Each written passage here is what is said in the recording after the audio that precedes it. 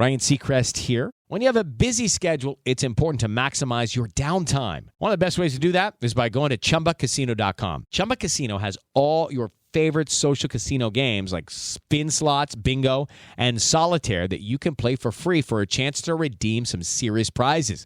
So hop on to ChumbaCasino.com now and live the Chumba life. Sponsored by Chumba Casino. No purchase necessary. VGW Group. Void where prohibited by law. 18 plus terms and conditions apply. If you love hurricanes, daiquiris, and, well, any rum cocktail, listen up. Captain Morgan's about to shake things up like never before. We're talking Bourbon Street, New Orleans, home to legendary drinks and unforgettable moments. But what if we told you the most iconic cocktails here have one thing in common? Hint, it's not bourbon. That's right, it's rum. And Captain Morgan is bringing unforgettable fun to Bourbon Street in a way you won't want to miss. Get ready for something big as we gear up for Super Bowl 59. Make sure to keep your eyes on NOLA's most iconic street. Who knows, Bourbon Street might just need a new name. Stay tuned for clues and get ready for the most legendary adventure yet. Please drink responsibly. Captain Morgan Original Spice Rum, 35% alcohol by volume. Captain Morgan Rum Company, New York, New York.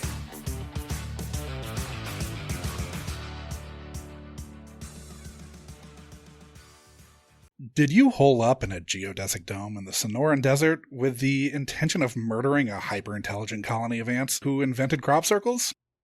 Did you launch grenades at the ants' monoliths only to have them retaliate by trying to cook you alive in said dome with smaller reflective monoliths? Did these genius ants then make you shack up with a 16-year-old girl to send mankind on to its next evolutionary step?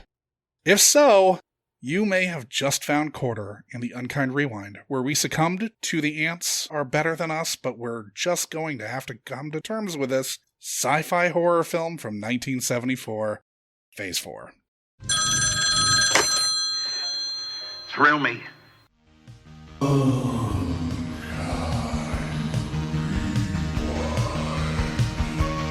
gonna name you Coda. You get a name too, Podo. I got good news and bad news, girls. The good news is your dates are here. What's the bad news? They're dead.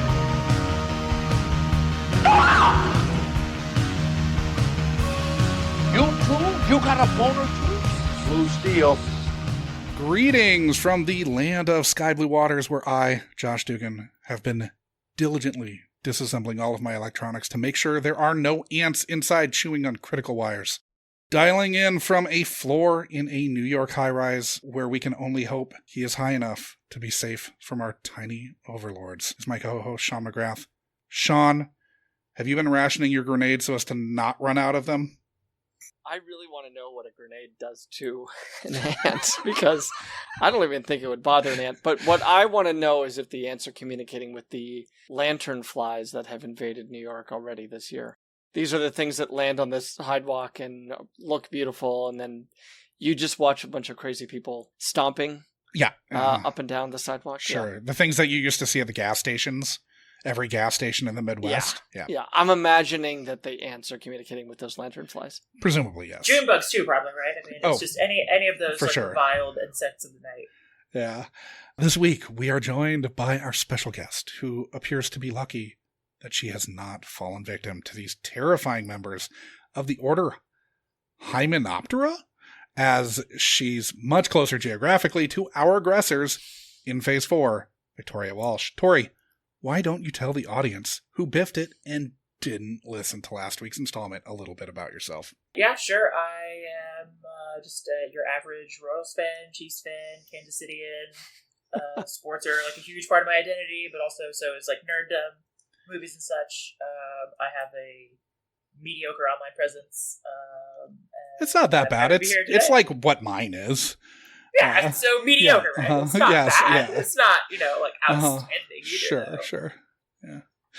And you're now in Colorado, right? I'm in Colorado, yes. Right on. So last week, I admitted that I had shamefully never heard of this film until I saw it on the list that you submitted. Sean, had you seen or heard of this before? No, but I wouldn't say shamefully. proudly have not heard of this. I mean, Saul Bass's name certainly has come up. Mm. Weird, though, that such a trivia tidbit as this, as his directorial effort, wouldn't have found its way into a lockbox in my brain, because this is exactly the type of thing that I would have remembered forever. Oh, for sure. But no frame of reference whatsoever to Phase 4 or Phase 1, 2, 3. Yeah. And Tori, you surmised that it had been, since the late 90s since you'd last seen it? Not that long. I would say probably early aughts. Yeah. Okay. Aughts. So probably about 20 years. Yeah. Plenty of time to have forgotten plenty of this movie. And I will say I did. Yeah. I mean, I'm sure we'll get to it, but was plenty of forgetting that took place. Right on. Plenty of time for a Phase 5 to be in action.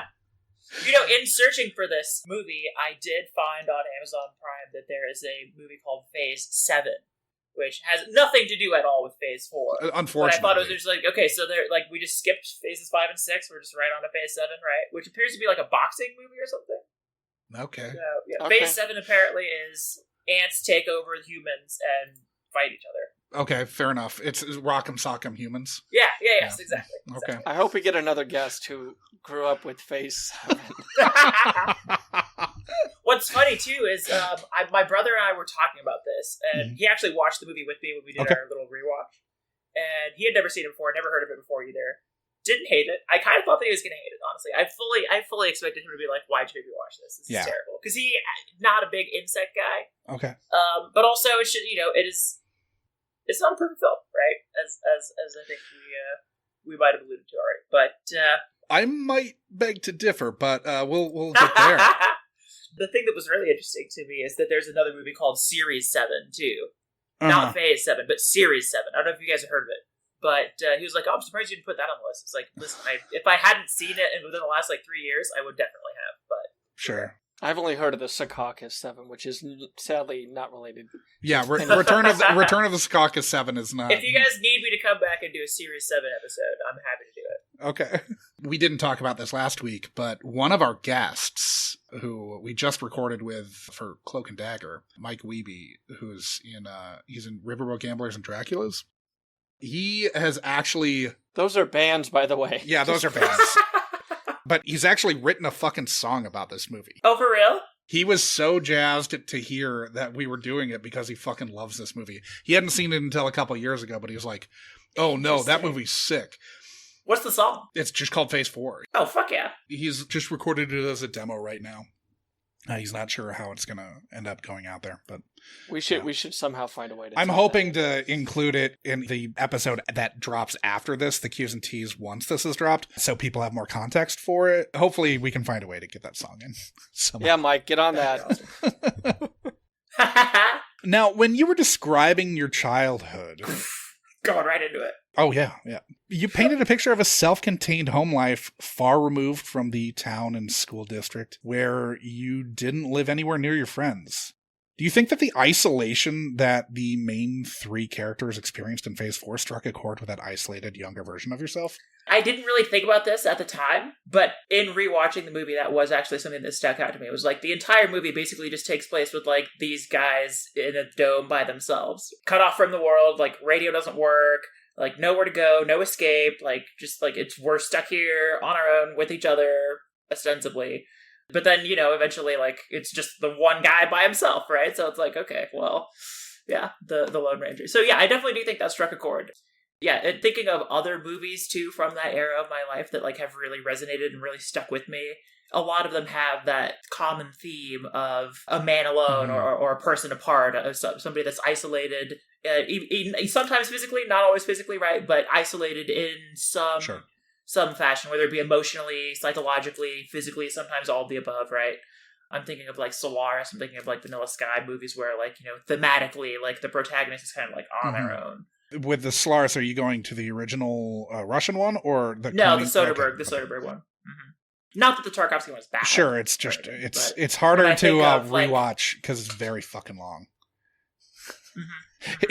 Yeah, the 2002 version is only 100 minutes. It's a tight 90, basically. And so. the Tarkovsky one, if I remember correctly, is a 2-taper. I'm not...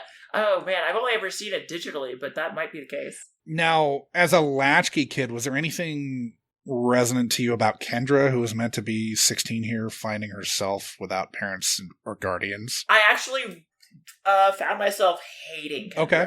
When I was a kid watching this movie, I didn't remember Kendra being kind of the dim light bulb that she is in the movie. And kind of the reason that everything like kind of goes fakakta to begin with. Sure. To be fair to Kendra, I think they were going there anyway. Yeah. I mean, it's not like entirely her fault, but in terms of like, you know, I definitely felt like if there's one thing that I like didn't really get the same enjoyment out of watching the movie now, it was just Kendra's entire arc, her whole situation. Yeah, I didn't really vibe with it. Yeah, as a kid, Kendra her main trait might just be kind of unforgettable in that she fucks everything else up. But, like, as a person, she is largely forgettable, right?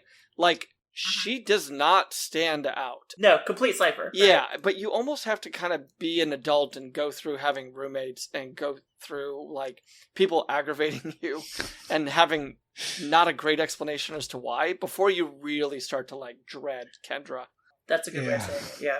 Yeah, I agree with that. I mean, I don't know if we want to get full Kendra here, but, like, she was just like a shampoo model that just somehow found her way into this movie. And is that actually true? No, she'd been in a couple movies before this. Yeah, that was to degrade her. The thing is, I would 100% have believed that if that had been true, right? Like, because you're exactly, it's a perfect, it's an apt description. It is a very who she is in the movie, yeah. Yeah, and I guess there could be some explanation just to kind of like, we get this little dose of her upbringing, right? She's largely in a very isolated community herself. Mm-hmm. Is it parents and grandparents or just grandparents? Just grandparents. Her parents are no parents. Inexplicably not there. Yeah. Mm-hmm. Yeah, she just, doesn't have parents. And she is very cool with getting the news about her grandparents, by the way. Well, they might have killed her parents. We don't know. Maybe, yeah. The horse. Well, okay. So here's something that we're kind of glossing over. Who is the third guy that like escapes the farm with them? Is it like just a farmhand? I think it's just a farmhand. I think is his name. Yeah. Like just some dude who gets anted to death. I guess. Yeah. That burrowing thing is like the scariest part of the fucking movie too. It's gross. I didn't even know that one could get anted until seeing this movie. Yeah. I didn't know one could be anted so hard. And now I have a new fear unlocked. Yes, absolutely. Yeah. I think this movie actually might be why I have trypophobia. Oh, yeah. Some of these people got anted really fucking real bad. Real we're not talking about Anthony Edwards. And we're not even talking about that mouse. Like, that mouse or that spider. Yes. Yeah, all the time-lapse shots of just, like, decaying corpses of livestock and animals and spiders and all kinds of just, like, ants all over. Yeah. Saul Bass kinks right there.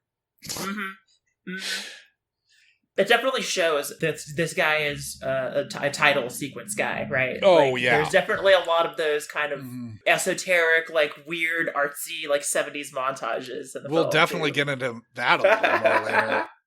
Anyway, you talked about how you found this movie by waking up in the middle of the night to a movie playing about ants after falling asleep, having watched some teen movie on HBO Zone.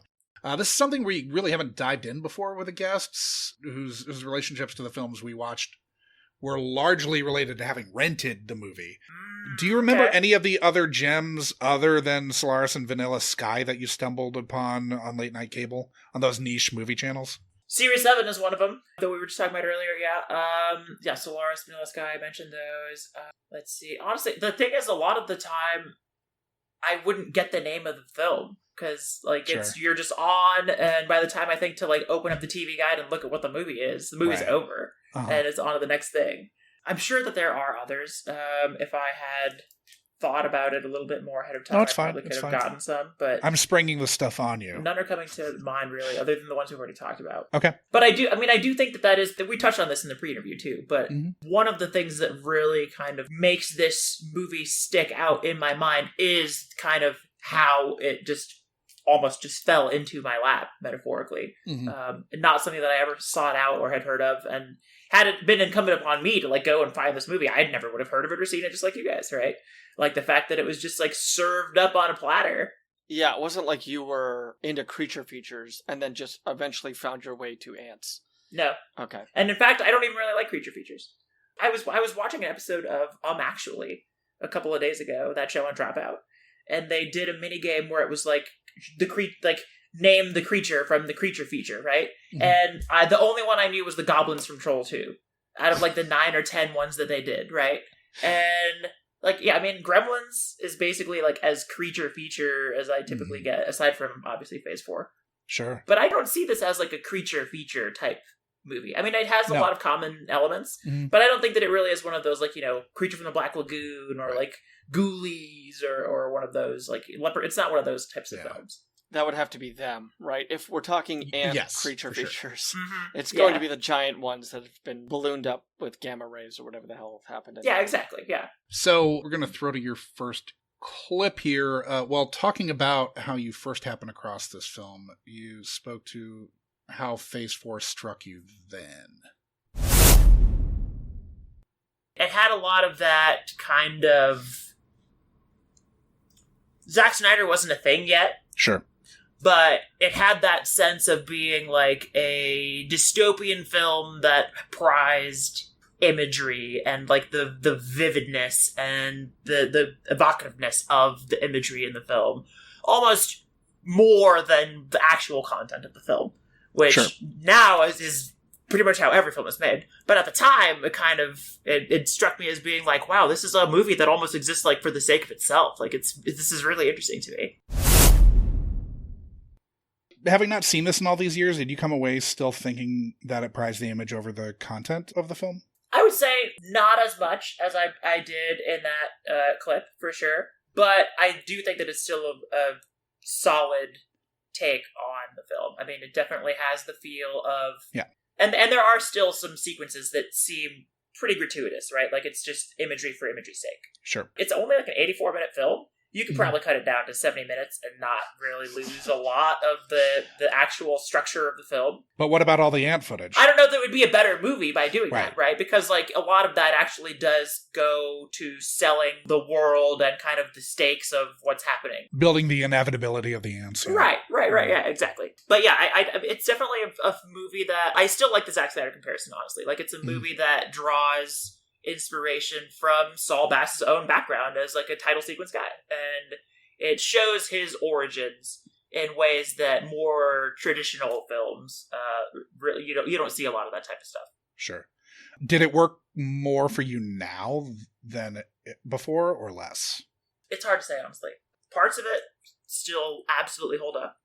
And, I mean, given that it's been 2 decades of development in terms of, like, new films have come out, and I've seen more films, since then, it's interesting. I can appreciate it in different ways now, because you can see a lot of the things that were influenced by it, right? Like, obviously, I think we made a parallel already to the Andromeda Strain, and I think that still absolutely holds. But it's not just the Andromeda Strain, right? That whole, like, man versus environment, man versus, like, cataclysm struggle shows up in a lot of our media, especially, like, the more modern you get. I think we have this kind of obsession with the end of the world. Right. No, Emmerich's got a whole fucking career built on Yeah, exactly. Yeah, I mean, if Roland Emmerich basically wouldn't exist without that fascination. Nah, it's fine. Yeah. But something else that I noticed on this rewatch was that I think that it influences movies like Alien, right? Like, I could never, like, prove that Ridley Scott watched Phase 4 before he did, like, Alien. But just looking at the set designs and kind of, like, even the music of the film and the way that some of the scenes are shot and the presentation of, like, the xenomorph and everything, like, I felt a lot of echoes in it. Because I watched Alien again recently with my brother, and the whole time I was thinking, like, wow.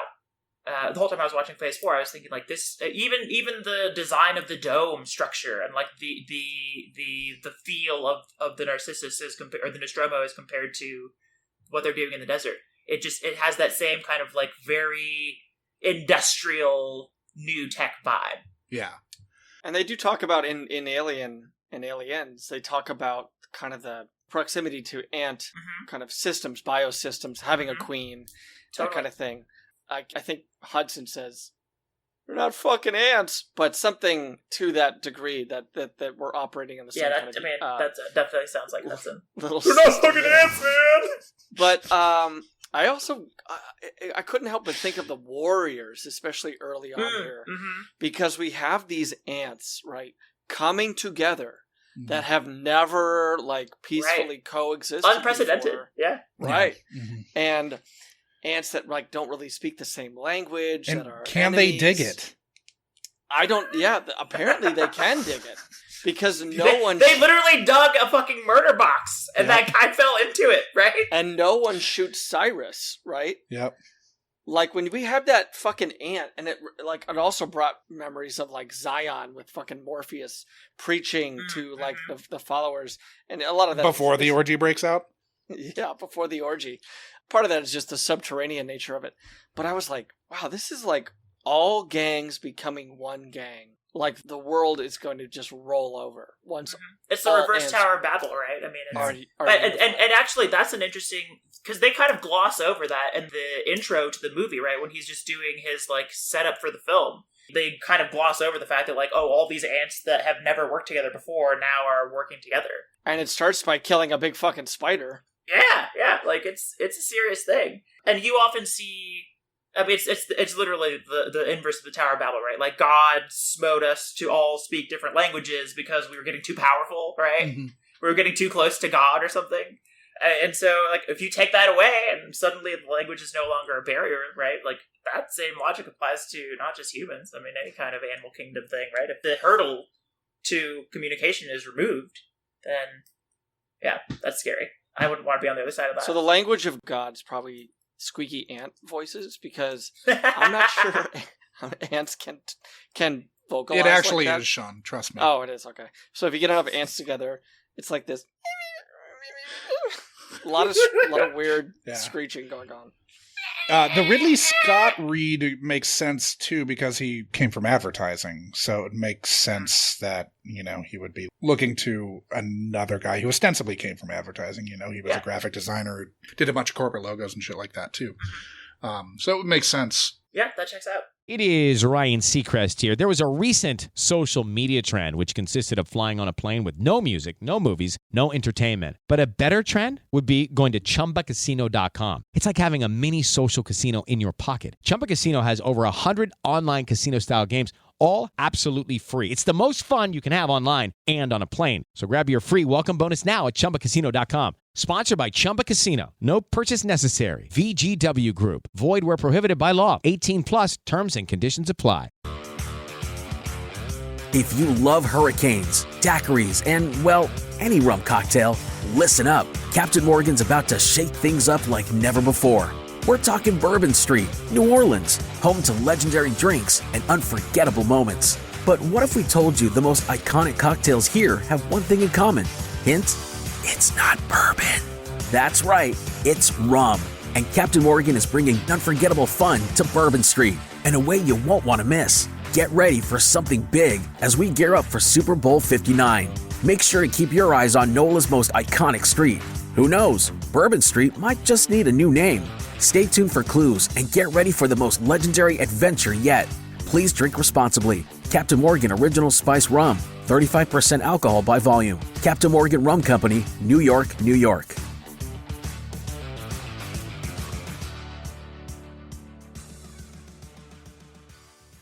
Now, Sean mentioned that if neither he nor I had ever heard of a film, there's usually a reason. Sometimes it's quality, sometimes it was sunk by the studio, etc., etc. Well, while the studio didn't actively try to fuck this over, like they did with, say, Night of the Creeps, or much more infamously, Ishtar, they did force Saul Bass to excise a 4+ minute final montage. Yes. I'm glad you're bringing this up. Did you guys look it up? Did you guys watch it? I did. I watched as much as you could. I don't know that it's the whole thing, and the quality's terrible, but... Yeah, I saw the same YouTube video, probably. Yeah, someone like, on their camera. Basically what had happened is there's a surrealist 4-minute montage showing the way human society would evolve into Phase 4, as prescribed by the ants, that makes the ending make so much fucking sense. It's very frustrating that they decided it was Paramount, right? Paramount decided to just not have them have that. And I didn't know this actually until after I just did the rewatch and was looking into like, you know, other things I could watch, like people talking about the movie or like reviews of the time or things. And just had this I lost still don't ending know clip. about this. So I did not see this. Yeah, so in 2012, the Academy of Motion Picture Arts and Sciences Academy Film Archive discovered the long-rumored alternate ending and restored it. Wow. Yeah, so they've done repertory screenings of it. Oh, yeah. And I think they finally did a couple of home media releases, but not in the US. They were like overseas. Oh. Yeah. So like there's one in England, one in France. No, they did now. Oh, they did? Yeah. So you mentioned that you'd bought the DVD but may have never watched it. This is the first time in the podcast where I should note that there's a recent Vinegar Syndrome 3-disc 4K Ultra HD release has the full preview screening version of the film on it. So the full 89-minute version. Shit. Okay. I'm going to check that out. Yeah. Did they do it in honor of us? I hope so. I actually, I'm not joking. I reached out to them today to see about like a promo code or something. Awesome. Hell yeah. This is the first time that we've watched a movie where I very badly want to get the movie. I would love to have seen the reaction, the coffee spit take when they read that email today. Oh, yeah. Well, they released it. Like, they Vinegar Syndrome is all about, like, weird But you're shit. implying that there's a podcast focusing on this movie. Yeah, oh, yeah, there is, though. It's this podcast. Anyway, so now box office figures aren't really available for 1974. It's kind of before studios were widely publicizing what movies were successful or not successful. So we have to take the Wikipedia page and the studio at their word that this was a flop. It did get mixed reviews, though it's found its ardent supporters in the years that have passed. Yeah, I was surprised at how much discourse there was on like YouTube and stuff about this movie. Like 2-hour-long reviews and like 2 or 3 hour long like, okay, the movie's only 85 minutes long. Okay, guys, we don't need to have like 50,000 hours of discourse on this movie, but maybe we do actually. So. Or I would posit that we do. So when asked to summarize the plot of the film, you recalled it thusly. You hung up on us. No, so I'll throw that clip here. There's a plot? Oh, shit. There is some kind of incident. It's either like a natural phenomenon, like a lightning storm or something like that, or some kind of like alien interaction with a colony of ants. Okay. And that causes this colony of ants to become like the superlative ant life form on planet Earth. And they kind of become like the predominant ant colony. And these 2 researchers are sent to, I believe this happens in Arizona, is where it happens. Or maybe New Mexico, somewhere in like the Southwest desert area. These 2 researchers are sent down to where there's this fucking like massive monolith ant colony situation happening. And they have this research station in the desert where they set up to like study the ants and like fight the ants and like see what's going on with that. So phase 1 is like the ants evolve, right? Phase 2 is like these guys are sent in to study the ants and see what's going on. Phase 3 is they fight the ants. So essentially like they realize the ants have become sentient. The ants are like out to fucking get us and we have to fucking like fight back. So they have these like tools and countermeasures that it's like an Andromeda strain situation, right? Okay. Like only instead of like a disease, it's ants. Okay. And so they go full Andromeda strain protocol. There's a girl that shows up and she gets like kidnapped by the ants or like brainwashed or something. And then they end up becoming overwhelmed. They lose the fight against the ants. They all get captured by the ants. And then the end of the movie is them all being like brainwashed by the ants and like awaiting their orders because the ants have won and like the world's fucked. It's funny. Usually when people, when the guests are giving the like plot summary, Sean is like, no, stop. He didn't stop you there. And you went to the end and I don't think it changed anything. I don't think it like, because the ending is so, it's not quite surreal, but it's definitely like very out there. The way it's shot, I don't think it mattered at all. I was listening to that and like, I recalled being hung up earlier when you kept saying captured, because in my mind it was like they had little tridents and were like cornering them. It's like a Gulliver's Travels type situation. Like getting them into cages and like barking orders and poking them to get into like their cells. It's much more insidious than that, actually. Yeah, it goes up her clothes. Right by the nipple, which is very weird. And then speaks to her from her arm. I guess. Yeah, just so strange. Would they have been cool if she hadn't broken that glass? Like, that was really kind of like the tipping point, right? Like that was the inciting action for them, I think, yeah. Because I keep calling him Ahab, but fucking... Okay, he definitely does have Ahab vibes, yeah, Hubs. Big Ahab vibes, yeah. Yeah.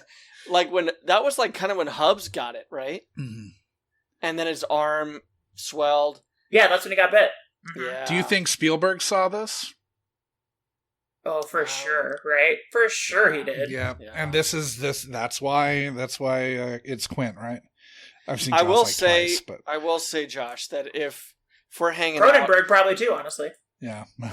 And an ant has bit me and my arm is like grotesquely swollen, quit fucking banging into me. Because poor Hubs, they could not avoid him. There's 3 people in this thing. And he kept going like, God! Anytime that he starts to talk about how he's in pain, someone just snaps right into his arm. Yeah. Like, come on. I think that might be his kink, though. That might be the only way that he can kind of achieve any pleasure at all, is by having his bitten and inflamed hand keep knocking into things. They really needed to incorporate kind of restaurant communication by saying corner. Yeah, corner. Points. Corner, behind, coming in. Poor Hubs. Let's spare a moment here. We did not get the time-lapse decay on Hubs the way I was kind of hoping for when he fell into that like Viet Cong pit. You got it. Totally was like a Viet Cong pit. Yeah, for sure. So how did you feel about your recall? Pretty good, honestly. The phases are more ambiguous, I think, than I made them a little bit more discreet. Because the phases recall. Are actually... The phases really are the ant phases, right? It's not like the phases of like the war. It's like the phases of their takeover. Mm-hmm. So I got that wrong. And as you already mentioned, Ahab, totally going to stick with Ahab instead of Hubs, because Hubs, whatever, Ahab. Mm. He doesn't get captured. He just gets fucking murdered. Yes. Like heinously murdered too. But I would posit that he's a war criminal. Yeah, okay, because they're sentient creatures, and he's like killed, I mean, like millions of them probably, right? Yeah. I mean, they ran out of grenades. Right. Because of him. Right. Yeah.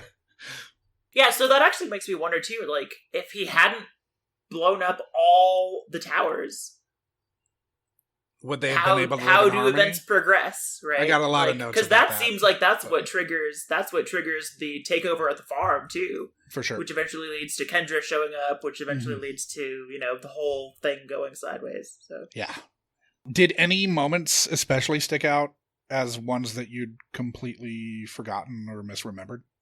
So the ones that we already just mentioned, yes, for sure. I forgot how much of the movie, especially in the first act, is just montages of ants. It's wild. There's with ant vision. Yeah, a lot of like, and honestly, like it's really creative. Like to the point where I was sitting there, like my brother and I were actively discussing, like, how did they film all this stuff? Yeah, because it's 1974, and a lot of it looks like it was. I mean, it obviously all had to have been practically shot on some degree, because it's not like they had CGI imagery. It was practically shot. But you have this element of like, okay, like when they have all the ant corpses lined up and they're doing like the ant funeral dirge and all that shit, it's like, how the fuck did you guys get this to actually work? Yeah. Like the scene with the one ant in the air conditioner, and like then the ant comes and like bites the mantis and all that stuff. Like the miniature work, the effects work, outstanding. I did not give that enough credit when I first watched this. That's not really like a plot recall thing, but that was something that really stood out to me. It was like, I wasn't as impressed with it as I should have been at the time, and I definitely was a lot more impressed this time around. Maybe they had little dummies, but like when they would blow up stuff and we'd see those ants, like there was like that that we see a lot in kind of like Kids Shrunk Down style movies, or like Ratatouille. Oh yeah, like Honey, I Shrunk the Kids and all that. Yeah, where the ant was escaping Ahab, and he was grabbing things and smashing down. Like, that looked really, I don't know, valid and realistic. Yeah. And it couldn't have been. And I don't know what the body count was on this movie. Like, I don't know if there was an expert standing by that was like, oh yeah, I gotta take stock of that. Those are 6. Like a pet ant guy. Yeah. American Humane would have been doing that, but they didn't start doing that until after Heaven's Gate. So 1981 or 2 is when they first started. Yeah. It was Oh, Heaven's Gate and know Cannibal Holocaust. Yeah. And they do Cannibal that with- Holocaust, yes, of course. and they'll cover Jesus. insects. Like, they'll cover ants, the Humane Society. I don't know. See, that was my joke. It's like, they're ants, right? So, like... I've worked with American Humane on some things, so I can reach out to people. I mean, I'm thinking, like, okay, Home Alone. I'm sure that somebody's keeping an eye on the tarantula in Home Alone. But, like, there's so many fucking ants in this thing. Mm. And a lot of them go whizzing through the fucking Oh, for sure. sky. Air. Yeah. Yeah. We should probably give a shout out to all of the wildlife. All the ant stuff was shot by wildlife photographer Ken Middleham. He did the same for it won Best Documentary in 1971, The Hellstrom Chronicle, which, from what I can tell, doesn't seem like much of a documentary. It's a narrative film that is using documentary aspects or something. It sounds very strange, but he shot all of these insect sequences for that, and so they brought him on specifically to shoot this stuff. Huh. Yep. Well, he knocked it out of the park, for sure. He did. I'm still kind of awestruck how, frankly, enthralled I was during a bunch of what would normally in a movie just be fucking B-roll. Mm-hmm. Yeah. It's crazy. 100%. Yeah, and it just enthralling is the right word, too, because, yeah, it's like, I couldn't look away. Yeah. And it's, yeah, just really, really powerful, really compelling. I didn't really remember how much of a horror movie it's meant to be. I don't know how successful it is at that, but there definitely are, like, those elements of just, like, oh, this is fucking scary. This is way scarier than Them, for example, right? Like the inflated giant ants that you can easily hide from in a cave. You can't really hide from ants, right? Right. How many ants would be in, like, say, a normal farmhouse? Thousands? Millions? Yeah, I don't know. thousands, right? Yeah. I mean, where there's one ant, there's like 1,000 ants, right? Yeah, Isn't that the old and if adage? they Yeah. all have an agenda to fuck you up, and they have some type of, like, toxifying bite, which Or at least some of them do. some of them do, yeah. Yeah. I mean, you can't really run from that. Oh, we should probably give a shout out to our previous guest, Daniel H. Wilson, who wrote the 2019 sequel to The Andromeda Strain under Michael Crichton's imprint or whatever, The Andromeda Evolution. So, Yeah. I should ask to see if he's seen Phase 4. I bet he has. His movie was The Gate. Tori. Yeah. Ooh, okay. That one's really fun too. Now, you remembered the world being fucked as the ants have one-upped our scientist heroes. Did you still read it that way this time? Yes, I did. But I definitely read it even more that way once I saw that lost ending. Because the theatrical ending of the movie is kind of abrupt, right? Like, he shows up at the queen trap, right? It's a trap. So he falls into the trap, literally falls into the trap. And then gets brainwashed or something, and, like, they're standing out there, like, awaiting their orders. It's implied, because in the voiceover, he talks about, like, they're going to lay siege to the cities and towns and stuff. Mm-hmm. So, like, it's definitely not a happy ending. Maybe they figure out a countermeasure or something, right? That's, it's not necessarily the end of the world. It's just, it's Phase 4. Yeah. In that lost ending, in that more elaborate, like, originally as conceived version, that is a lot more aligned with what I think I described in my original recollection, which is that, the ants win, and the world is fucked, and we're just basically, like, lab specimens on our own planet. It's not. But the world isn't necessarily fucked, right? Like, yeah. Humans lose, but I would posit that we should have. Because we were dicks. And for way more reasons than just blowing up the ants' Pez dispenser statues. Pez dispenser statues. Humans have had it coming for a long time. If ants are going to be it, then so be it. But, they just became the alpha species. That's true, yeah. I mean, there is, in that lost ending, there is an implied element of, like, desertification of the whole planet, I think. Mm-hmm. Like, they somehow find a way to, like, terraform the planet to make it all, like, this desert colony world that they've built. which seems like it's going to be bad for pretty much everyone but the ants. I mean, unless you get in line, stay in line. Sure, yeah. And you'll be okay, because... I was thinking more of like the whole animal kingdom, because it seems like they pretty much eat everything except for humans. Sure. So then you end up with a world that's just devoid of all life except ants and humans. So then are they going to farm us for food or something? Like, I don't really want to think about the implications of all that, actually. None of them are good. I would say that the theatrical ending is, less bleak than that, for sure. I like how Saul Bass was like, let's show time lapse of a creature being like disintegrating, but like let's present that as if it's happening in real time. Yeah.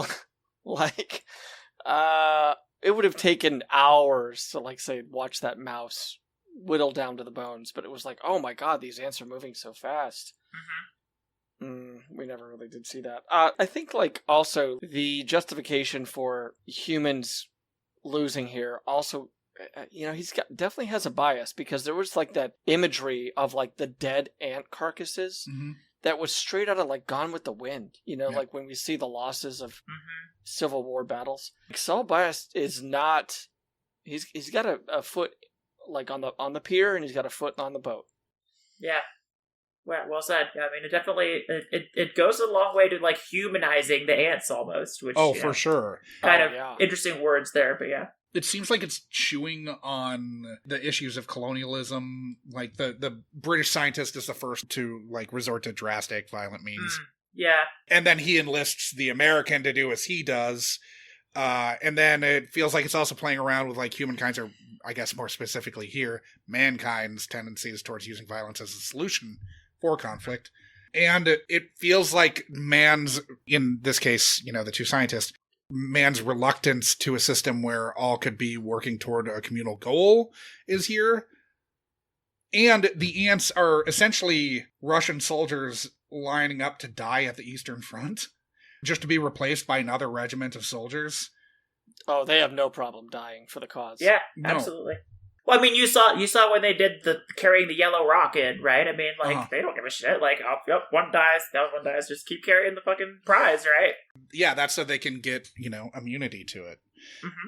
Were you surprised at how positively it seemed to look to our communist ant overlords who are shepherding us toward our next evolutionary step? I don't think I was surprised by that, actually. Okay. And I mean, I don't disagree with that stance either. I mean, it definitely, it doesn't cast Ahab in a favorable light, which it's interesting. When I first saw the movie, and in my recollection of the movie, I remember thinking it was like that like the humans were the good guys, essentially, right? Like they're fully justified. Like, we've got to save the world, essentially. Like, the stakes are never made that profound in the film, but there is kind of an undercurrent of like, okay, if we don't do something here, it's going to be too late to do anything later on. So yeah, it was kind of my recollection of the film is definitely where it's Nigel Davenport's character is like the main hero, and then Michael Murphy's character is like his sidekick, and then they save this girl who is the damsel in distress, right? The actual facts on the ground are a little bit different than that. Oh, big time. Yeah, it's really crazy how Ahab really is the villain here. I mean, he won't let them leave. He won't let the girl leave. Yeah. I mean, it's definitely very much a British colonial overlord type. Like, no, I'm just going to tell you guys what to do because I know what's better. And it basically always resorts to violence and war crimes. Genocide. Yeah. Yay! So I suppose we should talk about the casters for a second. This stars British character actor Nigel Davenport as our Ahab. He had supporting roles in A Man for All Seasons and Chariots of Fire. Then Michael Murphy, who we just mentioned.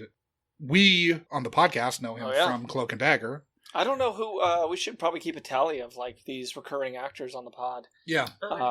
We've had 2 Michael Murphys, we've had 2 Fairuza Balks. There's probably a couple. The Craft, right? It was one of them? Yeah, The Craft and Return to Oz with Max. Ah, okay. Yeah. Who was our guy from Hiding Out? Oh shit! Yeah, he plays the boxer. I mean, he was a boxer, but he's no. Different guy. His friend who gets the bullet, the stockbroker or whatever, the lawyer. Oh yeah, Ned Eisenberg. He's also in Firstborn. Because we've had two Ned Eisenbergs. So yeah, Michael Murphy returning to the pod, having been in Cloak and Dagger, still kicking. He's 80, I believe 86 or 89. Yeah, it was interesting because the only other thing that I recognized him in, like, immediately off the top of my head when we queued this up, was that he plays Ben Foster's dad in The Last Stand. He's, like, the guy that's, like, in charge of the program to, like, demutify mutants. Okay. To, like, the mutant cure. He's, like, that senator who's, like, in charge of that program. I feel like... And I just remember him being a big fucking dickbag. And then Ben Foster, like, flies out the window. And if you watched movies in the mid-70s through the 80s, you know this guy. Oh, yeah. He's in Manhattan in a fuck ton of Robert Altman movies. Everybody's going to have a different take on what they know him from, but, like, he's a... God, he's a really hard guy to describe physically. He's a white guy. He's kind of, like, permanently he's got kind of like a 47. Yeah. Kind of a long face, like leaves his mouth hanging open a lot. Yes. Making the moves on a very young woman in this, but doesn't seem like that's... I mean, is he though? Like they never do anything. At the end, I think we're meant to believe so. Is that because of the ant influence? Like the queen's telling them to get it on to like be the progenitors of the new human ant hybrid colony? Or I assume that is why, and that's probably why she's supposed to be 16, because that's what... I don't want to get they fertility and whatnot, but very creepy. They're a little creepy with her. No, tell me more, J.D. Vance. No, bad. We should talk about her, too. It's Lynn Frederick. She's 19 at this point. They say 20 in some IMDb stuff, but she can't be. This comes out like 2 months after she turns 20. Because I guess she was more full-figured than Saul Bass wanted for 16, they made her wear a bodice, apparently, but there are many scenes where she's clearly not wearing a bodice, so I don't know what the fuck's going on with that. Mm-hmm. I don't know why there's that note, because... You can't tell. I watched the movie more than once. Like, it seems pretty clearly like this is 1974 and she's not wearing a bodice or any undergarment of any sort. Correct. Now, 3 years after this, she marries Peter Sellers. And basically he made her turn down work. Yeah, you could argue that marrying Peter Sellers was her claim to fame, and he kind of franks... Or infamy. Yeah, and kind of Frank Sinatra'd her career a little bit. Interesting. I had no idea. Yeah, so she stayed with him. She was his widow, and then became embroiled in a, like, really fucking dirty battle over the estate. In the will, she was given what his ex-wife and children thought was too much of the estate. Though she had to fucking punt away her fucking career to take care of him at the end. Yeah, and she's also giving up some pretty good years here. If she's getting married to him in 76, 77. Yeah, she died at 39 in 1994. So she's like, we're talking, he's about to die. He dies in 1980. No one knows how she died. Was it maybe to do with the ants? It may have been. Yeah. Exactly. Same thought here, yeah. Wow. Michael Murphy outliving his co-stars here by quite a lot. She remarried shortly after Sellers died to David Frost, but that was short-lived, and then she had another marriage after that. But basically, she was persona non grata in Hollywood because she was viewed as a gold digger, which is kind of bullshit. Huh. It is Ryan here, and I have a question for you. What do you do when you win? Like, are you a fist pumper? A woohooer, a hand clapper, a high fiver. If you want to hone in on those winning moves, check out Chumba Casino. Choose from hundreds of social casino style games for your chance to redeem serious cash prizes. There are new game releases weekly, plus free daily bonuses. So don't wait. Start having the most fun ever at ChumbaCasino.com. Sponsored by Chumba Casino. No purchase necessary. VGW Group. Void where prohibited by law. 18 plus. Terms and conditions apply. Very quick casting side note for Tori. The grandma that shows up at the screen door. That's Helen Horton, who is not a name anybody really knows, but if you look her up, she's the voice of Mother on the Nostromo. Weird. Yeah. What? Talk about an alien ant callback. Yeah. Okay. That just helps solidify my theory that, like, She's the self-destruct mechanism. She's the countdown. Okay. She's Muthur, Mother. So Ridley Scott and James Cameron ripped this off. Yeah, and then who was it? Walter Hill for Yes, the Warriors. the Warriors. Yeah. And the fucking Matrix, of course, at least the sequel.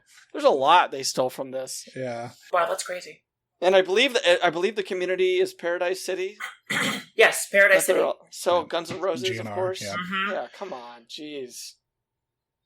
This thing just gave away a lot of IP. I think they really nailed, too. It's funny, because 1974, right, you think of that being, it was 50 years ago. They absolutely nailed what Arizona was turning into. Yep. Oh, yeah, just another failed community in the desert. Like, Sure. Yeah. Prescient. Abandoned golf club. Prescient. Courses. Yeah, exactly. Country clubs. Fuck. I should be wearing, I have a fucking Ski In Bombay Beach shirt that I wish I was wearing right now so I could wear that. The Bombay Beach documentary is fucking amazing, by the way, if no one's ever seen it. Is it called Bombay Beach? Yeah, I believe so. I believe it's called Bombay Beach. It's by Almahar L, who also directed Honey Boy, I believe. But yeah, really good. But it's about one of those desert resort towns that's built on the Salton Sea, which is agricultural runoff and Not very a great place toxic. to hang out. Yeah, very doesn't smell great. toxic. No, it smells very bad. I was just reading the other day about Zizix. Oh, Zizix, yeah. Yeah, Zizix. That's that like another one of those, like desert oases that just popped up on what turned out to be fraudulent mining claim that this guy had, who was just like the ultimate huckster and con artist. Yeah. Zizix is pretty awesome. Ridiculous story. Have you ever been there? I've driven by Zizix Road before, but I didn't know what it was at the time, so I had no reason to pull off there. But apparently now it's like a wildlife preserve. Like they use it to study desert wildlife and stuff. That's pretty cool. Yeah, it's pretty awesome. Very into it. I'm into all that weird desert shit. Mm-hmm. So, throwing to clip 3, I asked you what you thought appealed to your younger self about Phase 4. I was a big fucking nerd, and I'm still a big fucking nerd, right? Like, truly, to me, it was, I think I touched it in the synopsis, but, I loved that it was kind of this, hyper stylized Andromeda Strain type thing. I hadn't seen the movie The Andromeda Strain at that time either, but I'd read the book. I'd read the Michael Crichton book. Yeah. And so, I had recently read the book, and I was kind of just all on that wavelength of, science versus not necessarily nature, but science as we're gonna fucking in a crisis situation, it's all or nothing, us against the world. And I don't know. I curse a lot. That's my takeaway from all these clips. That's fine. I do. I also do. This is an explicit podcast. Did this still play like a hyper stylized Andromeda Strain to you, or did you feel like there were more comps to draw from now that you didn't have then? I think it's still a valid comparison. I don't know that it's the best comparison or the one that I would make. If you asked me to describe it again, I would say it isn't necessarily a film that prizes imagery over narrative structure and over what's actually happening in the events of the film and not just the imagery of the film. Mm-hmm. But it does, look at who Saul Bass is as a person. Look at his body of work. He's going to play to his strengths. And I think he does a good job of that in using... especially that nature photography that we were talking about earlier, right? He definitely takes advantage of the talent that this guy has to kind of do some world building and kind of set the tone for the epic struggle that's about to take shape. And as it's taking shape too, he keeps taking us back there to kind of reinforce the mood of the film. I think the Andromeda Strain comparison is still a good one, but we've touched on a couple of other things like Alien and that type of thing. I do get the vibe of the I Am Legend, the last man on Earth, Omega Man type situation a little bit that is not something that I think we mentioned before. But there is kind of just due to them being out in the middle of the desert, right? I mean, the only people that they interact with in the entire film on screen is basically this family that ends up dead. Mm-hmm. Even after they warn the family to hey, get the fuck out of here. They disregard the warning and then they pay the ultimate price for it. And they explode those popcorn seasoning salt bombs. Where it's just yellow dust. Yeah. Everywhere. Mm-hmm. Everywhere. Can't breathe that shit. So you actually could probably make the argument that the death of those guys ends up being the fault of Ahab, right? Because not only does him blowing up the towers cause the initial attack on their farmstead, but also he uses all that yellow shit and drowns them in it. And I mean, I don't know, being poisoned to death by Agent Yellow doesn't sound like it would be awesome. No, sounds like it would suck hard. Yeah, I think that there's that element of kind of the isolationism that I didn't really touch on earlier, but I think there's also just an element of obsession. Like, it consumes Nigel Davenport's character, right? Sure. Hubs Yep. is his actual name, right? Yeah. I mean, Hubs goes from being this guy who you think of as, okay, he's the scientist that's gonna, like, research what's going on and solve the puzzle, to essentially just, like, full apocalypto, like A-hubs. A-hubs, yeah. And maybe he could have done it, right? Like, maybe he could have done it. But as soon as Kendra gets angry about her dead horse or whatever. Exactly. As soon as the horse girl goes full horse girl, and breaks it's over. that shit, he gets the bite, and then Hubs goes downhill, right? He can't think clearly. He's compromised. And had Hubs, stayed clear. Yeah, right?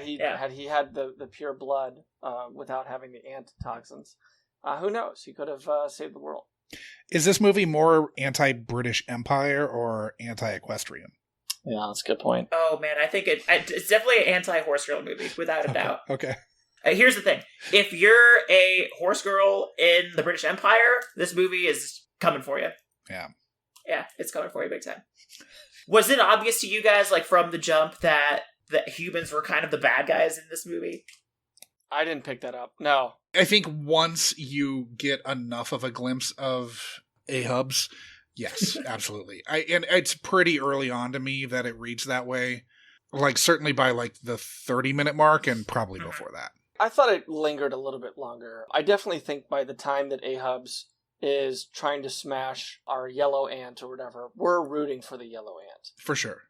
That comes pretty late. But yeah, I mean, I do think, like, the moment where he's blowing up the monoliths with his fucking grenade launcher, to me, is like okay, he's not a serious scientist. This is bullshit. Fuck this guy. It's presented really well too, right? Because he's on the radio, and they're like, "Hey, you're not going to be able to stay there for 2 weeks, right? Like, you got to, like, shut this thing down." And he does, like, he's just, like, looking at a cigarette. Yeah. Just takes a drag of his cigarette.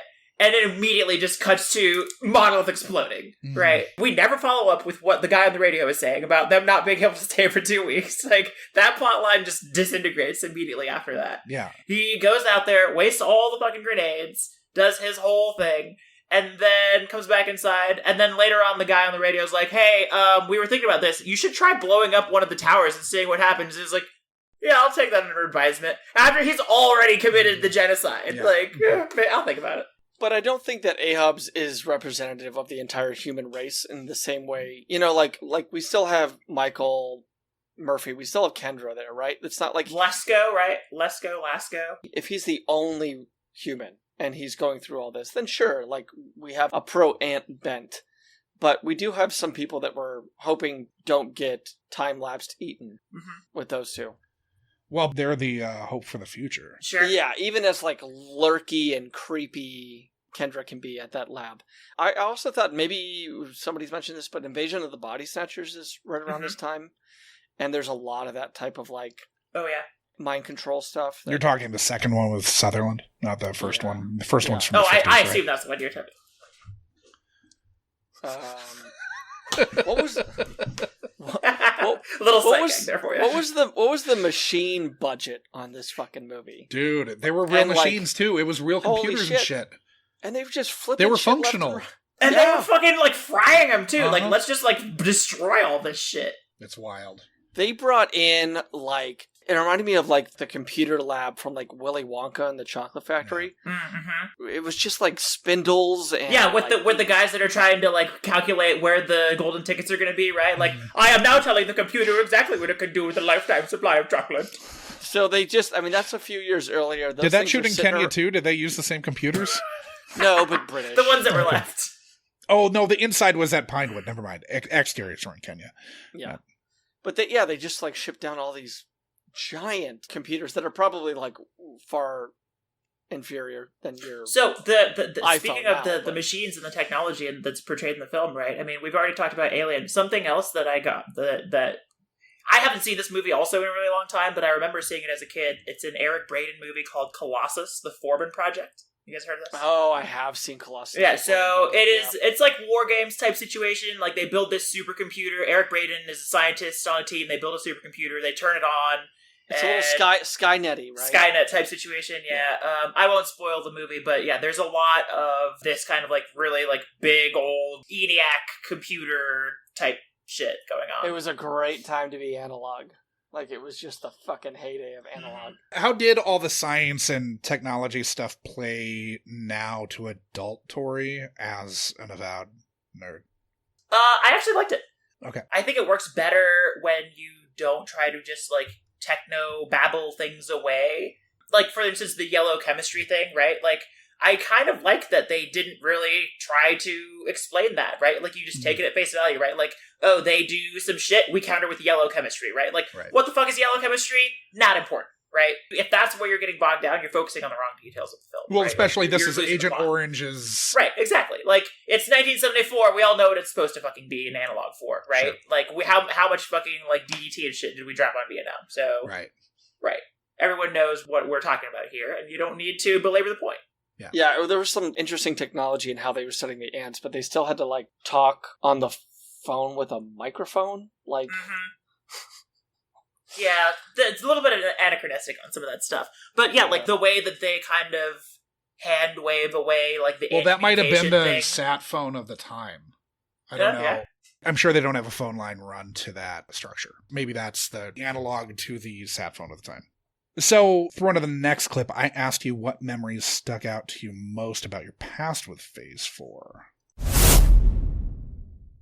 So, the thing is, this is not a movie that I think I've ever talked about to anyone. Like, because of shame, or...? No, it just was, because it was just like, it wasn't a movie that it blew me away or changed my life or anything. It wasn't that I was, like, ashamed of it or anything like that. It was just like, I thought it was really cool. I watched it a few more times, and it's always kind of stuck with me. But I've never just been like, okay, guys, like, let's hash it out. Phase 4, best movie ever made, or what? Because those people don't exist. Motherfuckers, you're all going to watch the Ant movie. Right. Because I've never wanted to be that person who's like, everyone, I saw this movie, you all have to watch it. That's your assignment. When we see each other next time, we're going to talk about it. There'll be questions. There'll be pop quiz. Which I guess isn't a pop quiz if I tell you that it's happening, but whatever. Do you feel like your assessment of the film as not that good still holds true, or is this viewing with the passage of time changed your view of it? I would say that it's a better movie than I gave it credit for. If you had asked me to rank it at that time, like rate it on a scale from 1 to 10, I probably would have given it maybe like a 5.5 or like a 6. I would say it's probably like a 7. And if you get the original ending in there, it's probably closer to an 8. Yeah. I think it does a lot of things right. I think the studio interference in the script and in the editing room is obvious. I would love to see a director's cut of this movie. I think that, it definitely would benefit from a second, more complete pass. But I think I gave it a kind of a little bit of a raw deal in that clip. Because it is a good movie. I still like the movie, even after watching it again. And especially after watching with my brother, I would say that, you know what, I actually totally would be like, everyone watch the fucking Ant movie and we're going to talk about it. Okay, good. That was actually going to be my question. Would you recommend it? But it seems like a clear yes. I 100% would, yeah. Yes. Like, not to everyone, right? But there's definitely a certain genre of person that, you know, probably the same type of person that's going to want to be on this podcast or watch this podcast or, like, be like a film nerd type person who would definitely appreciate this. Do you feel any shame at not having been demanding that everyone you know watch the movie? I kind of do feel like I was I've missed some opportunities to introduce to some people and to bond with some people who I think would have really appreciated it. Get a tat. Get a tat. Get a tat. What would the tat be? What would the Phase 4 tat be? Just the 7 monoliths? It could be the hand with the holes in it. The hand with the ant. Yeah. What a conversation starter. You could get, it's not a bad idea. You could get the ant on your hand and the holes tattooed in your hand. There you go. Yeah, there you go. So yes, I should have been more of a Phase 4 evangelist. Yes, for and sure. I do regret that. The time to change is now, you know? Like, I am unabashedly a fan of this movie. I think this movie was fucking great. If not you, Tori, and us, then who? Yeah. Right. Then who? So we talked a little about Saul Bass last week, but we should probably talk about him for a second. This is the only feature film directed by Saul Bass, famed graphic artist who, in addition to coming up with a slew of corporate logos that are truly iconic, namely the Geffen Records logo, the last Bell Corporation logo, and the AT&T logo after the split from Bell, the Continental Airlines Jetstream logo, the Big W Warner Brothers logo, that's the Warner Music Group one now. He also revolutionized opening titles in the 1950s, being the first to render openings dynamic, like image-driven title sequences, synergistic with the film that it was preceding, making them actually mean something and having them serve a storytelling purpose. Bass worked first with Otto Preminger and then with Alfred Hitchcock, with Hitchcock thinking so highly of Bass's work that he came in as a creative consultant on Psycho, being centrally involved in how image-driven elements of the film were, particularly the shower scene. Bass was integral to that.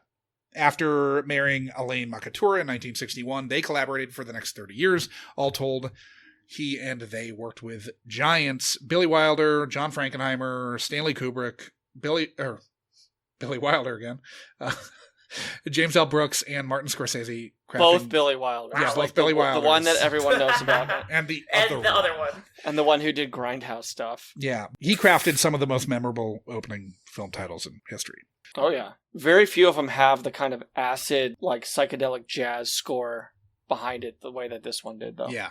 Oh, I think that, Saul Bass did a great job kind of really nailing the zeitgeist of the 70s. Not that I was around for it or anything, but given what I understand about the vibe, I think Phase 4 falls right in line with it. I will say, given that it's been so long since I watched the movie originally, the very first thought that I had when we put this movie on and the psychedelic intro starts was like, man, because when I watched it the first time, I was 13, 14 years old, maybe, right? Or barely in high school, had never smoked weed, had never drank, had never done any kind of psychedelic drugs. That is no longer the case. Sure. And my first thought watching this movie was like, holy shit, I have to watch this again on acid. Literal first thought that I was like, I need to watch this again on acid. Holy shit. I don't know if you'd come back from that. Yeah, that could precipitate a bad trip. One of my things is horror movie acid trips. Okay. Wow. I've seen Alien on acid. I've seen The Exorcist on acid. I've seen The Descent on acid. It's the thing I like to do. I don't know. Right on. Tori's stealing our second podcast idea. Okay, so throw into the last clip. I asked, what expectations do you have for your return to Phase 4? Dude, I'm going to say I'm actually excited for this because my main, memories in terms of, the phantasma, mental image of the movie in my mind is that I remember them essentially, going to war with these ants in this, research facility that they have. And then the ants, figure out how they're doing, how they're killing them and, outsmart them, right? And because they're ants, their version of, doing that is, we're gonna sacrifice, 10,000 ants to overload this fucking, machine that you built. And then you're gonna be goat fucked because you're in the middle of the desert and we have, a million more ants, right? 10,000 ants is nothing for that. Exactly. It's just that there's this sense of just, overwhelming momentum that builds on the side of the ants to the point where, the end of the movie is them just, I guess we surrender because, yeah. There's, ants win, right? It's such a weird concept, but there's the sense of, inevitability that builds throughout the film is just, I don't know, it's palpable, and I'm looking forward to re-experiencing that. How did the inevitability of our defeat, at least this iteration of humankind, play to you now compared to how you'd read it as a teen? We talked about it a little bit on one of the earlier questions, but my reading of the entire film is different now. Because, allegorically, I didn't really get a lot of the references to the Cold War, to British colonialism, to American imperialism, right? To all those things. But also, in my mind, the ants were the bad guys and we needed to exterminate them, right? I definitely didn't get that vibe this time around. We definitely came across much more, not necessarily as the aggressors, but we're the ones that were the responsible for the escalation. Yeah. Each step of the way. I think that sense of excitement that I had really, it paid off. Mm-hmm. I definitely was almost exuberant when they actually started, like, doing, not the battle scenes, right? Because there's not really battle scenes, but kind of the countermeasures that they were taking, like ants versus science. I feel like it played really well.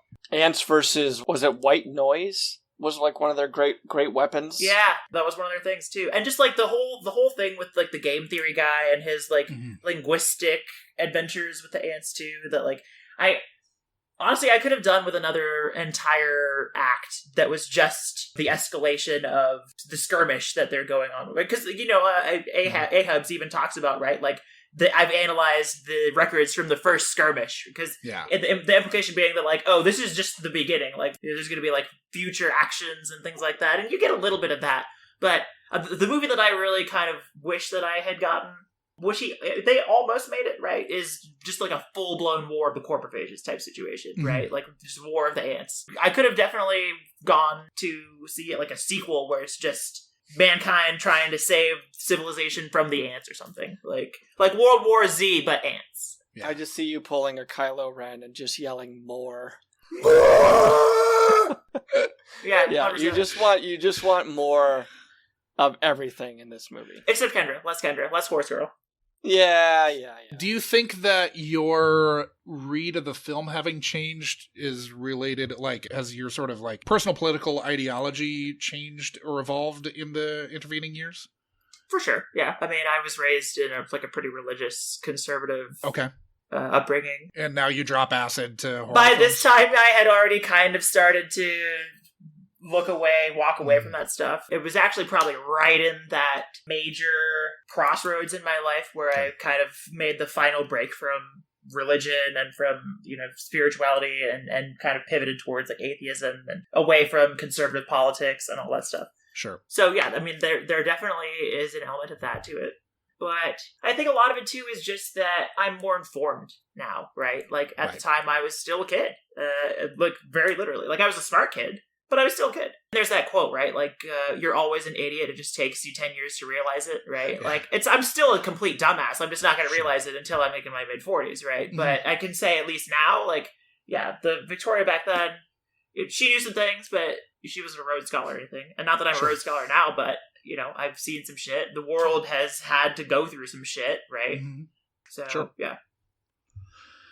Hello, it is Ryan, and I was on a flight the other day playing one of my favorite social spin slot games on ChumbaCasino.com. I looked over at the person sitting next to me, and you know what they were doing?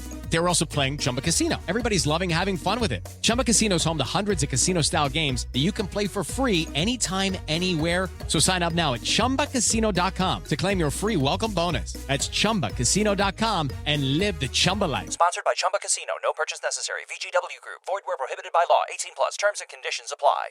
So, moving on to picking up the scraps. Is there anything we've missed that anybody wants to talk about? I've been having, like, flashes of things that I want to talk about, like, as we were talking about other things, and now I wish that I'd been, like, writing them down or something. So, crop circles. Yes. This is the first incarnation of crop circles, if we're to believe the notes, which seem accurate, because this is 2 years before they popped up in the UK as a, quote, prank. Interesting. We all know it was actually the ants. So this is the first on-screen appearance of crop circles. That's what we're meant to believe, yeah. And giant dirt Pez dispensers. Yeah. So what did you guys think about the imagery of like the ant structures, right? Like the reflector like things that they do, like the monolith, like the murder hole that they build, right? I mean, like clearly there's some engineers that they know what they're doing in the ant colony. Oh, for sure. And the fact that it's all built out of dirt, too, right? Right. Like, essentially. Yeah. Like, silica compounds, essentially. Like, it's, pretty crazy. I also really liked that the human structure was a geodesic dome, which is fun to me. Buckminster Fuller would be pretty pumped about that. About as so probably sure. Oh, yeah, big time. I wish we got a little bit more on Michael Murphy's game theory. Yes, I agree with that. And he talked about emotionally disturbed whales. Yeah. Yeah. And I was like, how's Saul Bass not, like, giving us a little bit of that? And then he just kind of jokes. Yeah, there were a lot of throwaway lines and like jokes in the movie that I'm just like, oh wait, no, like we're just walking away from that, like. Yeah, and I don't even know if that was really a joke. This is what this man spent his life doing. Either way, like if it's a joke, it's a good joke that like we don't really get a follow up on any of that. Give like, us a callback, any of the work at least. that this guy has previously done, right? When Hubs was explaining the white noise weapon, the line literally was, "It's every sound in the world pushed together." I was like, so like an aardvark getting hit with a beach ball? Like, that's a sound. It's penguin. Yeah, there's penguins in there. What's really crazy is that the implication is that all the sounds, including sounds that we've never heard, sounds that don't even exist yet, right? Like, oh yeah, this is the sound of like a warp engine also in here, but like that doesn't even exist yet. Right? This is the sound of an Einstein-Rosen bridge. This is the sound of the Epstein drive from The Expanse. Like, this is the sound of Jeff Bezos having an orgasm. Are you doing an impression right now, Josh? I was not. I was retching. But that is thing. probably what he sounds like. Yeah. Is it weird to anybody else that the ants lure Kendra away? And then they lure Michael Murphy away. They lure him into this love den. And all of this work seems to have been the ants wanting a porno. Wow. You know, I think that if that's your read, it just really speaks to the ubiquity of horniness across all life forms, right? Yeah. Like, the more intelligent we are, the more, like, devious and intricate our ways of getting off become, right? And they want to watch other species fuck. Exactly, right? Yeah. Weird shit, ants. In the sequel, they actually, it's revealed that the monoliths were actually giant dildos. Sure, right, yeah. I love how they would come out and they would kind of like squint at Hubs. You know, they're like, if they could, they'd have a little cigarette and be like, "Fucking do it, fucking do it, pussy! Shoot us with a grenade, see what happens." Like like, what are we moving on to? Because I have, I guess, my favorite part of this. Well, okay, so we still have major gripe and fix this movie. Okay, well, Tori, if you have gripes, let's hear them because I got a couple. Probably going to have similar gripes because I think we've been well aligned on this so far. But my number one gripe is definitely that Kendra's entire character just exists to be a foil for the scientists and in their efforts to like actually be effective in what they're trying to do. What is the point of her being in the movie other than that? Other than just being like eye candy, right? Because like I'm sure the studio sees the script and they're like, okay, we can't just have this movie be like two fucking like nerdy white guys talking to each other the whole fucking movie, right? There's gotta be something else in there. Well, and the ants have to keep the fertile womb alive to be able to make Phase 4 happen. Yeah. One of the other gripes that I have is that there's a lot of like, it's only a gripe because I think that they could have done more with it, but there's a lot of like dangling threads and ambiguity in terms of like how much influence the ants actually have over the actions of the team. Because it's kind of implied that, like, they've been observing and monitoring and, like, influencing, maybe, like, doing some kind of, like, brain communication situation, like telepathy or something, but it's never really, like, concretely addressed. And maybe that is fine because I don't know that anything that they would have really done with it would have been that satisfying. Yeah. But they teed up a lot of things that it would have been interesting potentially for them to follow up on. But 84-minute runtime and, you know, half of that is montages. So yeah. He didn't shoot enough. There's not enough content here.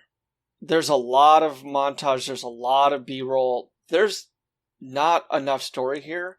I mean, yes, there's mysterious 5 minutes somewhere out there, but still, even including that, there's just not enough shot here. He did a really shit job on coverage. There's long takes. There's 2 separate instances where they film Kendra and then reverse from a stopping point and keep that shot. So, like, they have a shot of Kendra where she's, like, looking left, looking right, and then it's reversed, looking left, looking right. That shows that you just do not have enough. Yeah. And for Saul Bass, the editing room must have been like, why didn't you just get another Because he doesn't direct a lot. Right. And he doesn't know that you should shoot so much more than you need. Right. I mean, this is probably a dig, but they probably shot about 90 minutes a movie. Yeah, no, it's interesting you put it that way because I hadn't gotten it all the way there in my head. But yeah, definitely. You need more. It pretty much, I definitely get the feeling that every usable shot, every usable thing that they had is in the movie. It's in here. Yeah. Fuck yeah. Well, and the director that he worked with predominantly was Hitchcock. And Hitchcock famously storyboarded like every shot. And so it's one of those things where like, oh no, I storyboarded this, so this is all I need. It's not. And Hitchcock also got humor in a way that this guy does not. Sure. Yeah. Right. Yeah. I don't know what you're really going to pull out of with these three fucking chuckleheads, Right. but... You need Pauly Shore and Stephen Baldwin in here. Yeah, or at least Kendra's future husband to stop by. Yeah. There you go. Did you guys see Memoria? Have you heard of this movie, Memoria? I know of years it. ago, like the Thai movie with Tilda Swinton. Have you seen it? I have not, but it's a name. The director's name is like Peter Ndachaka. It's a mouthful. It's a mouthful for sure. Yeah, I could probably look it up, but that's not important to the story. So I saw Memoria in theaters because it's only showing in theaters. That's one of the unique things about the movie for people that don't know. So this guy directed this film with Tilda Swinton in it, and it was done by, I want to say, Neon.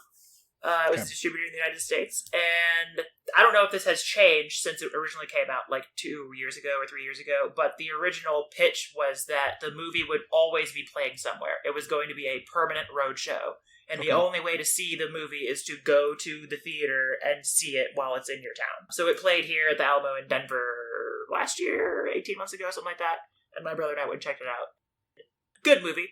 Not a perfect movie. I would actually probably say it's as good as Phase 4, right? The deficiencies are different, but it does a lot of things well, doesn't do everything well. But I definitely got Memoria vibes on this rewatch. And after the movie was over, my brother was like, so do you want to talk about it, or do you want to like save it all for the pod? And I was like, no, we can talk about it. And first things out of his mouth were like, did you feel like this was like Memoria? And I was like, it absolutely is. Yeah, because there's a lot of attention paid to the technical details of the film.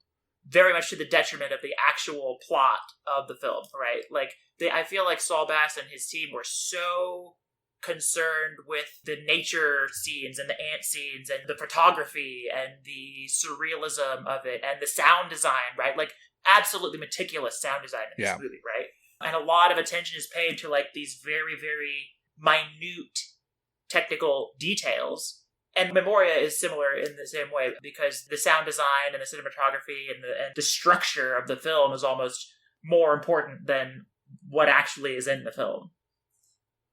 I feel like Phase 4 definitely kind of got bogged down in that same way, right? Like I wouldn't say that it's a strength of the film, but it is an interesting. It makes it interesting to watch, I think. I think my fix would be just that they need to flesh out Kendra some if you're going to have that character there. I get why you would have the character there, but she needs to do something more.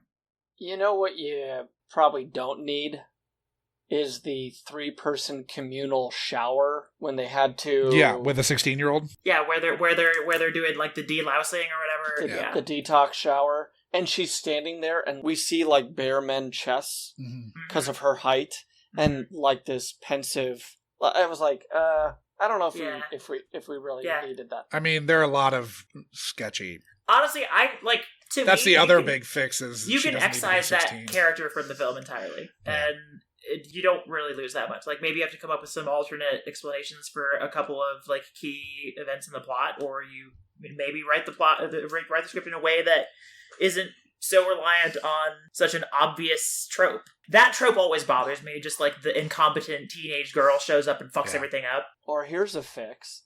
The ant bite that Hub sustains changes the sex of Hubs because the ants know that they have to procreate. Yes. Boom.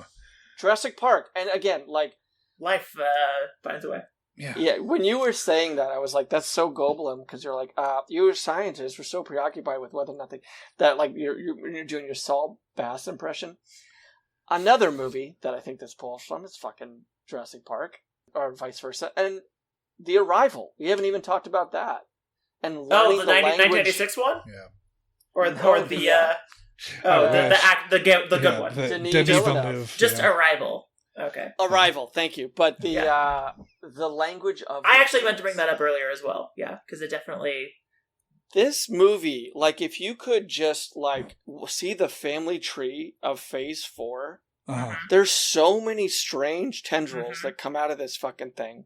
Because there's no fucking way Denis Villeneuve did not see this. He's seen this movie. No. Without a doubt. He owns the extra 5 minutes. He actually has, like, the film reel in his house. Yeah, for sure. He may. Him and Tarantino. Mm-hmm. They have OG prints. There's actually only one. They mail it back and forth. Yeah. Okay, so Saving Graces. What was your favorite moment or element of the film, starting with Tori?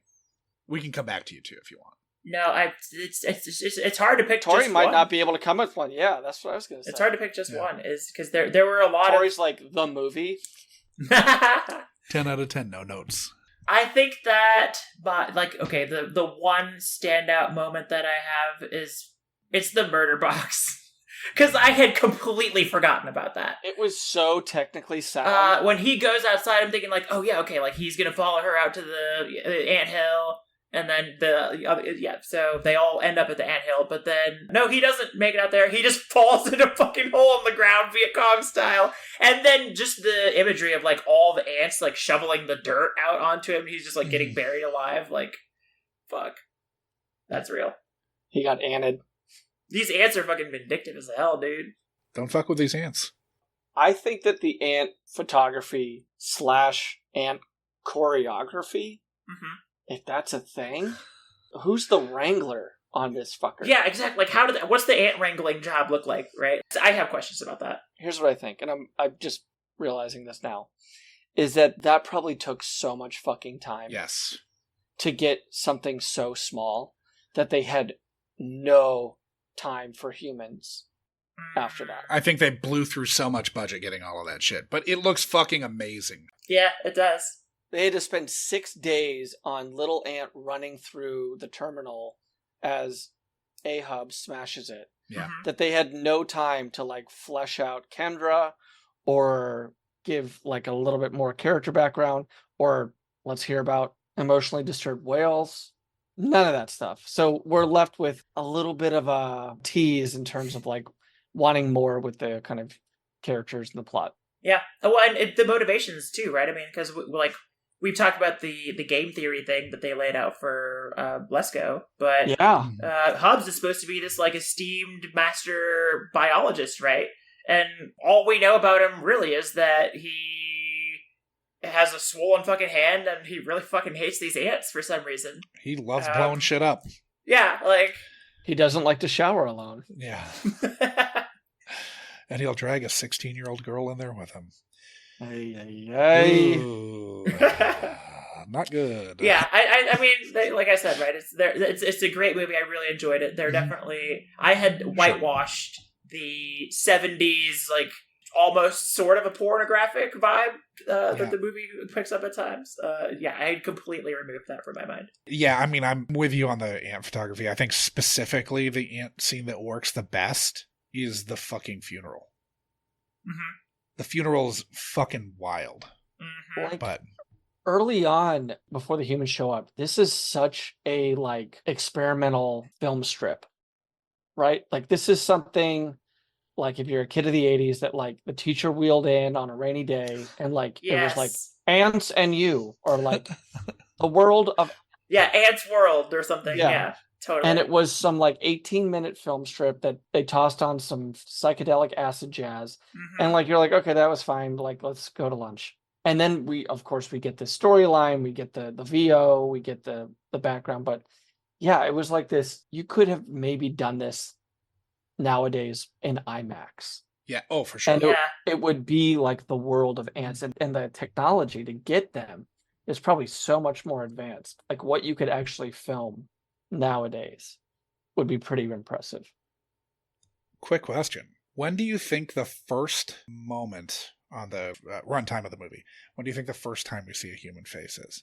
It was way later than I remembered it being. Because, I remember it kicking off, pretty quickly, but I have it down to the second. There's an extended intro where it's just VO and ants, right? Mm-hmm. Okay, Tori, guess, and I'll guess after you. Or I'll guess first. I'm going to say 11 minutes. I'll say later than that. I'll say 18. Okay. It's 10 minutes and 11 seconds. Damn it. Yeah. Well, I've only seen this once. Tori has a back tat, so. Okay, so getting out of here, Tori, overall, how did you feel about your return to Phase 4 after all these years? I feel great about it. Yeah, I am glad this was the selection for the episode, and yeah, thank you guys for inviting me on to watch this movie and to talk about it with y'all. Honestly, I look forward to watching it again, not waiting a couple of decades to do it. Because as we've established, I'm now going to be telling literally every person that I know about this movie and begging them to watch it. As you should. As you should. There wasn't a clamor among the other guests for Phase 4, so I'm glad, Tori, it was you. Yeah, it wasn't popping up on other lists, sadly. But now it won't have to, because hopefully everyone will have watched this. So before we say goodbye to listeners at home, where can they find you, Tori? You can find me on Twitter and Instagram as Mightie Minx, MIGHTIEMINX. I'm sure that'll also be in the description of the video. It will, yep. You can also find me at home, but don't try to. Okay, yeah, that'd be fucked up. Don't do that. Well, Tori, thank you for opening up. I would say subjecting ? But I don't feel like you subjected your childhood to the scrutiny of the Unkind Rewind. I think it was more of a gift. It was a celebration, really, yeah. Well, she did, and she was rewarded, and so were we. Heartily. And you opened up Josh and my eyes to Phase 4. Hell yeah. I'm dead serious. I really like this movie, and I'm considering buying that special edition. If you get the promo code, I will absolutely buy it. I actually was just looking to see if I can find it online. If you go to vinegarsyndrome.com, it's there. I've got it right here. So. And a very rare hat trick to get a title past both goalies here. Yes. That we have not heard of. Awesome. I had some high hopes because it was Saul Bass, but those were dashed by the fact that this was unheard of. The vibe that I got from you during the was kind of very reluctant about okay, well, we're gonna do this and hopefully it's not a fucking trash heap. Even if it was, though, I think that would have been fun too. Yeah, even if it was, there's nothing like it, right? And I think people who see this, once they do, it's something that's so unique, even if it actually is not something that they resonate with, it's something that they're not going to get anywhere else. No. It's not some... You don't forget this movie. Bullshit rom-com or some 80s teen thing that just slipped through the cracks and one of 1,000. This, this is... 1 in 1,000. Yeah, going back to the very first question, right? I described to you how I watched this movie. Fuck knows what movie it was that I was watching when I fell asleep, right? But I sure as fuck remember Phase 4. So many ants. And apparently remember it pretty well too, right? Yeah, your recall was very good. I mean, I guess there's so much ant footage that you only need to remember, Yeah, there's really not that much to remember. Yeah, there's 30 minutes of people. There's 2 characters and then a horse girl, so yeah. Well, Tori, thank you for joining us. Of course. Thanks, Tori. Thank you, Sean. Thank you, Josh. Yeah. And have a good night, y'all. We'll see everybody next week. Bye. Ants out. You've just listened to another installment of the Unkind Rewind podcast, mining and potentially ruining your childhood for content, one film at a time.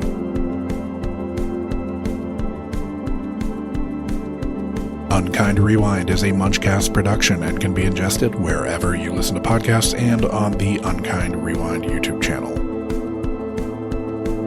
Music for this and every other episode of Unkind Rewind was composed by Divorcio Suave.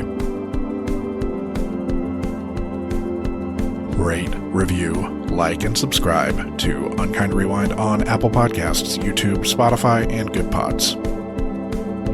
Links to all our social media accounts are in our show notes, but you'll find us as @Unkind Rewind Pod on nearly every social media platform, all of which are available at our website, unkindrewind.com. If you have a question, concern, complaint, or feedback, you can email the podcast at unkindrewindpod@gmail.com or call into our call-in line, area code 507-479-6440, and leave a message that can be played on air.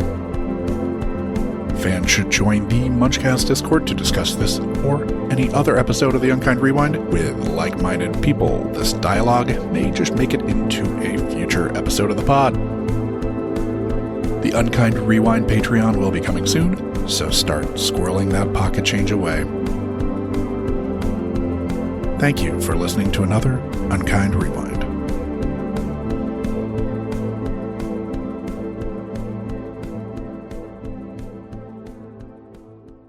Ryan Seacrest here. When you have a busy schedule, it's important to maximize your downtime. One of the best ways to do that is by going to ChumbaCasino.com. Chumba Casino has all your favorite social casino games like spin slots, bingo, and solitaire that you can play for free for a chance to redeem some serious prizes.